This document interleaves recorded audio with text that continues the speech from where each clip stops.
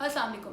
तहरीक इंसाफ की इस गवर्नमेंट ने आवाम को एक और तोहफ़ा दिया। कल ये डिसीजन लिया कि पेट्रोल की कीमतों में 25 रुपये एक साथ इजाफा कर दिया जाएगा, जिसका इतलाक रात 12 बजे के बाद से हो जाएगा। ठीक है, मान लिया कि आलमी मंडी में कीमतें ज़्यादा हो रही थी, जिसका इम्पैक्ट पाकिस्तान में पड़ना था, लेकिन 26 तारीख को क्यों? इस पूरे कोविड-19 के सिनेरियो में जब आलमी मंडी क्रैश कर रही थी, इवन माइनस में प्राइसेस चली गई, इम्पैक्ट के लिए हमें वेट करना पड़ा फर्स्ट कि यकम तारीख आएगी तो कीमतें कम होगी, जिसके बाद पेट्रोल मिलना ही बंद हो गया। वो एक अलग कहानी है।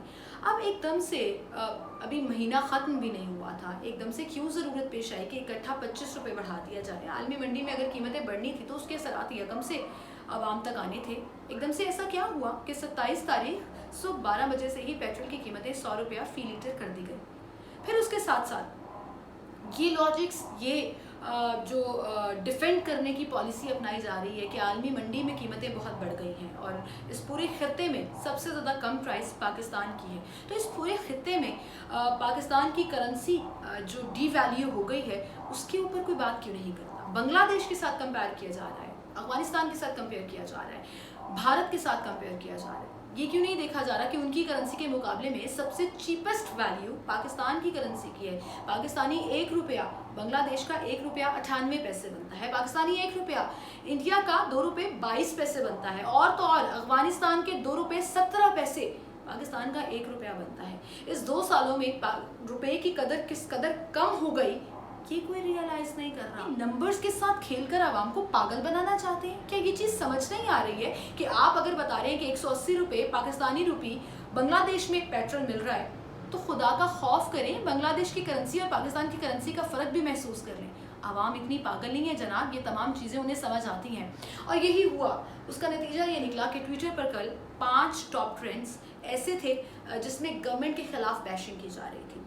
उसमें पेट्रोल प्राइस भी था, आवाम का तेल निकाला गया, नालायक गवर्नमेंट के नाम से, प्राइम मिनिस्टर साहब के हवाले से। आज जो मैं ट्रेंड्स देख रही हूँ सबसे, वो थोड़े डिफरेंट लगे। वो मुझे लगा कि अब थोड़े पाकिस्तान तहरीक इंसाफ के सपोर्टर्स उठ गए हैं और उनको एक लाइन मिल गई है। एक नहीं, एक्चुअली 2 लाइनें मिल गई हैं कि एक तो आलमी मंडी में कीमतें बढ़ गई हैं और दूसरी लाइन ये है कि इस पूरे खत्ते में सबसे कम कीमत पर पेट्रोल अभी भी पाकिस्तान में मिल रहा है। तो वो डिफेंड करना शुरू हो गए और कुछ ट्वीट ट्रेंड्स जो हैं वो अब ये भी चल रहे हैं सोशल मीडिया पर, जिसमें गवर्नमेंट को सपोर्ट किया जाए। करना चाहूँगी असद उमर साहब का 2018 से, जब उन्होंने कहा था हुकूमत आलमी मंडी में तेल की कीमत बढ़ने का बहाना कर रही है, आवाम को ये नहीं बता रही कि डीजल पर फ़ी लीटर 26 रुपये और पेट्रोल पर फ़ी लीटर 21 रुपये टैक्स वसूल करेगी इस माह। इस हुकूमत के हाथ हमेशा आवाम की जेब में जाते हैं, ना ताकतवर से टैक्स लेते हैं, न मनी लॉन्ड्रिंग रोकते हैं।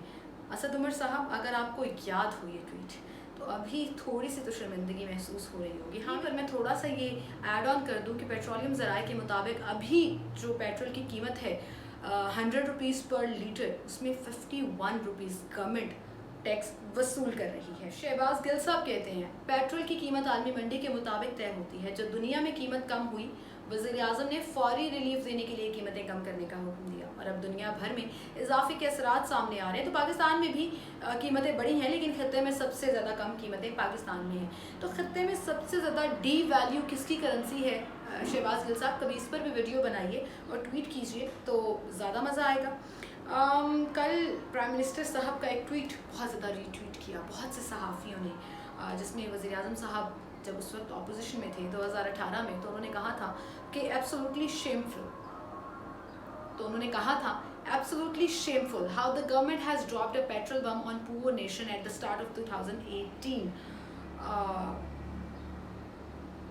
ये ट्वीट अभी भी इसी सिनेरियो के मुताबिक जाता है। प्राइम मिनिस्टर साहब, मेरा सवाल आपसे, मैं नहीं देखती ट्विटर के ऊपर जो वॉर हो रही है, क्योंकि ये कहा जाता है कि पूरी एक सोशल मीडिया की टीम है पाकिस्तान तहरीक इंसाफ की भी और उनकी ओपोनेंट की भी, जो आपस में फ़ाइट करते हैं, एंड यू नेवर नो कि असल आवाम क्या बोल रही है। तो मैं आपसे ये सवाल करती हूँ, क्या ये जो कीमत बढ़ने का डिसीजन लिया गया ओवरनाइट ऑन 26 जून, ये सही था?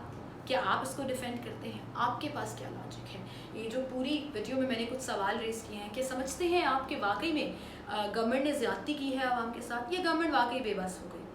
इस गवर्नमेंट की तरफ से बहुत बार ये कहा जाता है कि माफियाज़ हैं इस मुल्क में, वो चाहे शुगर स्कैंडल हो, वो चाहे गंदम का स्कैंडल हो, वो चाहे पेट्रोल गायब होने की बात हो, ज़ख़ीरा अंदोज़ी की बात हो, गिरा फरोशी की बात हो, हर चीज़ में हम माफिया का जिक्र करते हैं। मिडिल मैन कमाई कर जाता है, ना गवर्नमेंट को मिलता है, ना जो ओरिजिनेट, फॉर एग्जांपल अगर हम एग्रीकल्चर में बात करें तो ना काश्तकार को मिलता है, ना गवर्नमेंट को मिलता है, मिडिल मैन ले जाता है। चीनी स्कैंडल में ना आवाम को मिलता है, ना काश्तकारों को मिलता है, मिडिल मैन ले जाते हैं। सो ये जो मिडिल मैन, माफिया, ऐसे लोग जो हर चीज़ को अपने अदाद-ओ-शुमार के साथ घुमाकर अपने फ़ायदे के लिए रख लेते हैं और आवाम को फ़ायदा नहीं पहुंचाते, ये वो लोग गवर्नमेंट से भी ज़्यादा मजबूत हो गए।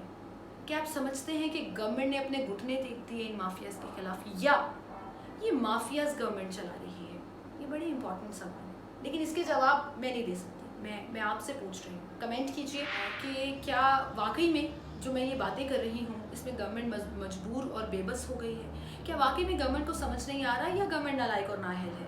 ये आप मुझे बताएंगे, और फिर मैं आपकी वो तमाम ओपिनियंस जो भी आप मुझे किसी भी सोशल मीडिया हैंडल पर, यूट्यूब पर कमेंट कीजिए, या फेसबुक पर, इंस्टाग्राम के ऊपर, ट्विटर के ऊपर सीमल हाशमी टाइप करेंगे तो मेरा ऑफिशियल हैंडल जो है वो खुल जाएगा। तो आप मुझे बताइए और फिर मैं वो आपकी ओपिनियन अपनी नेक्स्ट वीडियो में शेयर करूँगी।